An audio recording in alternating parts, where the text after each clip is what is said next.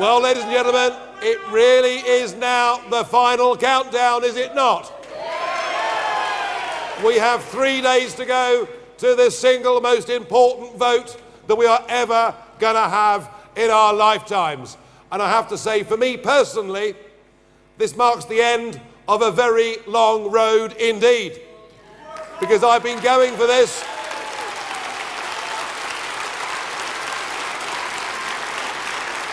I've been working towards this now for 25 years. And for most of that time, I thought I was going to become the patron saint of lost causes. But suddenly, it's quite trendy, I think, to be a Eurosceptic and to believe that the best people to govern Britain are the British people themselves.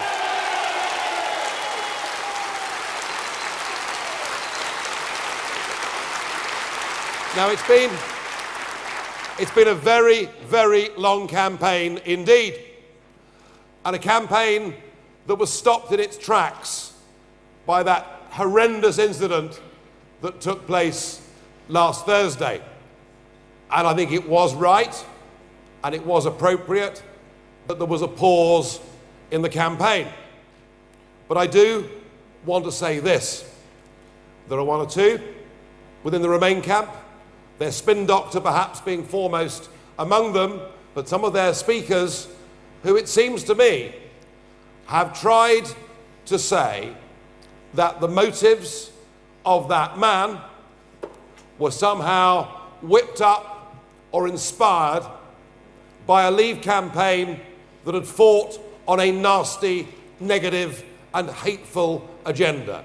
That has been said. That has been said over the course of the last 48 hours. And I just want to say this and put it clearly on the record. That man, who had his own mental health issues, that man acted in isolation. What that man did was an act of barbarism, and every one of us who will go out to vote to leave condemns utterly and thoroughly what he did.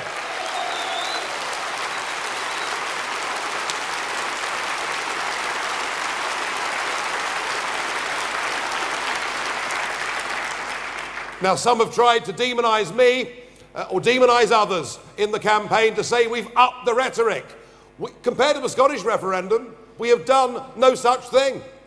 All we have said on the subject of immigration is we believe in sensible, balanced, controlled immigration so that we can have the right number of people coming to this country to boost our economy and to benefit our society. But we know that we can't do that as members of the European Union. Nothing insightful or wrong about that.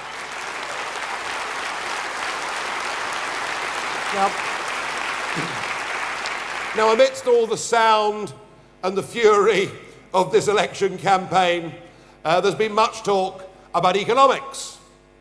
Indeed, our Chancellor, with every appearance, becomes even more doom-laden about our prospects if we're not members of this union. He tells us he may introduce an emergency budget. Those of us on our side fight back by explaining that trade is trade and that BMW will want to go on selling their cars in this country, and that indeed, in my case, there is a producer of claret from Bordeaux who is particularly keen that I go on buying it. And we've had a big debate on immigration. But let me put it to you like this. Actually, despite some trying to paint themselves out as being the good guys since that awful murder, and us being the bad guys, the reality of this campaign, whether we look at the economy, whether we look at immigration, whether we look at Britain's place in the world, the reality of this campaign is that the Remain campaign have been totally and utterly negative and pessimistic in virtually every single thing they've said.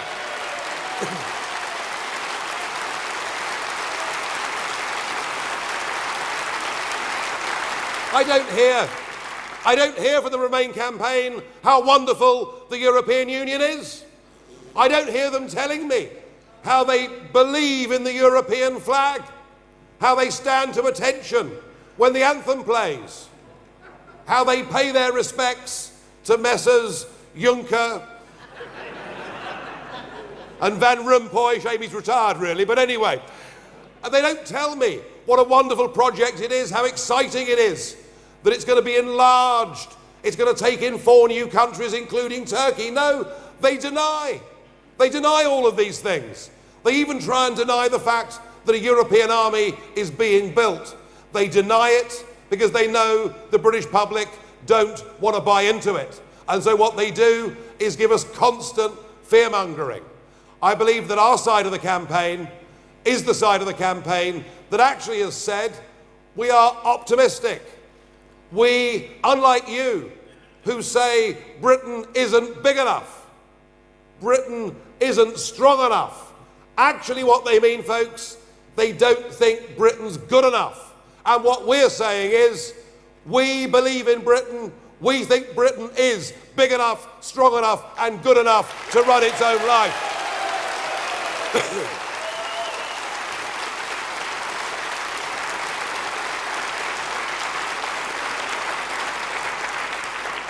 Maybe in some ways it's now too late to go over the economic arguments and the immigration arguments, but maybe there is now just one key factor that we need to instill in the British people so that we can get across that line and score a huge historic victory this Thursday. The one thing we need, ladies and gentlemen, is a simple word, and it's confidence. Let's exude confidence. Let's explain to the British voters that our Parliament can make our own laws. It did so for centuries, and that once those laws are made by us, those MPs will be directly accountable to us at each election, and if they failed us, we'll get rid of them.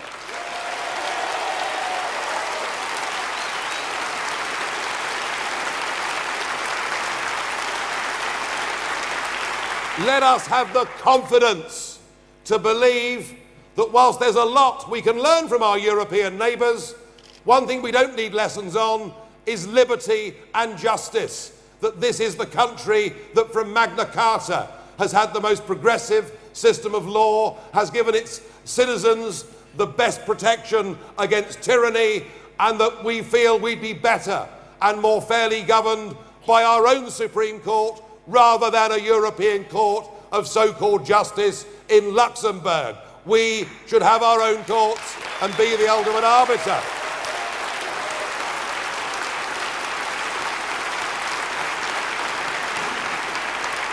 And let us have the confidence to believe that when it comes to making trade deals, not only will our European neighbours, as I've said already, want to sell us their BMWs, want to sell us their red wine. After all, they sell us £1,000 a year more than we sell them for every man, woman and child in this country.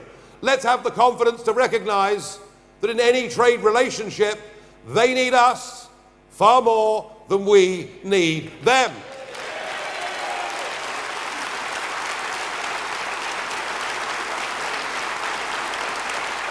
But let us have the confidence, let us have the self-belief to say that we can forge our own trade deals in the world. We don't need to be part of this big sclerotic bloc run by unelected bureaucrats. And we see little countries like Singapore, little countries like South Korea, little countries like Switzerland, who've got bigger trade deals globally on their own than we've managed as one of 28 in this club. So let us have the confidence to believe that we can stand on our own 2 feet, trade with the world and make new friendships and new associations, and that a very good place to start would be the 2.2 billion people that live within the Commonwealth. Let's re-establish our links with the Commonwealth.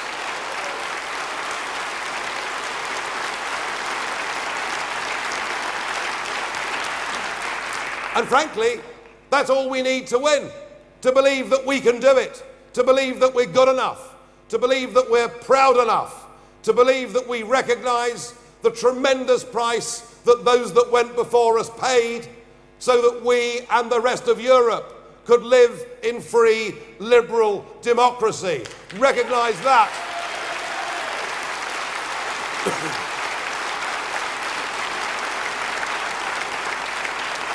We are not leaving Europe. We are leaving a European political union. A union that we were conned into 40 years ago, believing it was simply about trade. We are leaving this political union.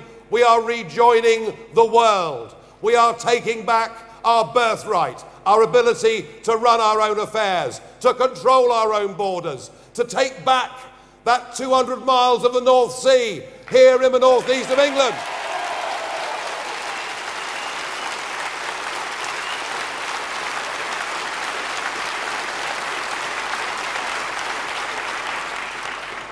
And if people say to you that voting never changes anything, tell them that this Thursday is the vote that will change everything.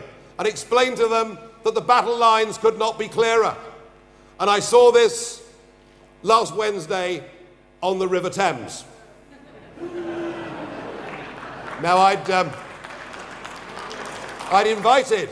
worked with a fellow called Bob Spink, a former MP, and we decided to invite representatives of our struggling fishing industry who've had such a rotten, miserable life under the Common Fisheries Policy to come to London, to go up the Thames, to protest outside the House of Commons and to ask for their voice to be heard, for their communities to be listened to. And what were we met with? Well, we were met by a multi-millionaire Irishman who apparently was a rock star once. I never believed it myself, but there we are. But we were met by this enormous gin palace with Bob Geldof in charge, who apparently just before he set sail called on his mobile phone the Prime Minister to have a conversation. And along with a lot of upper middle class New Labour types, they basically mocked not just me, but those men and women who travelled from across the entire United Kingdom. I thought for multi-millionaires to mock working, struggling families, actually,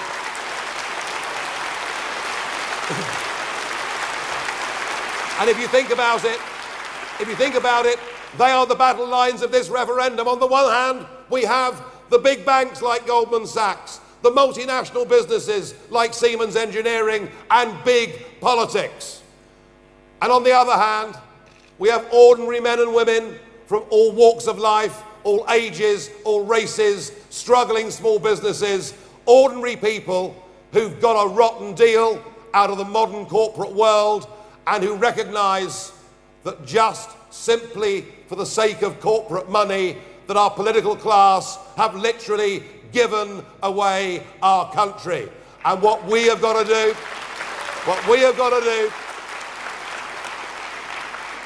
we have got to claim that back on Thursday.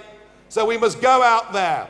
We must tell this political class that we want our country back, and we will make, for all time in history, June the 23rd, our Independence Day. Thank you. Thank you. Thank you.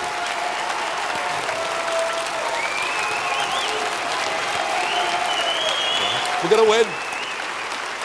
Thank you.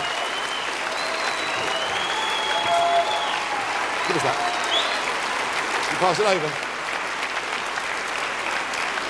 There we go. That's it. We want our country back.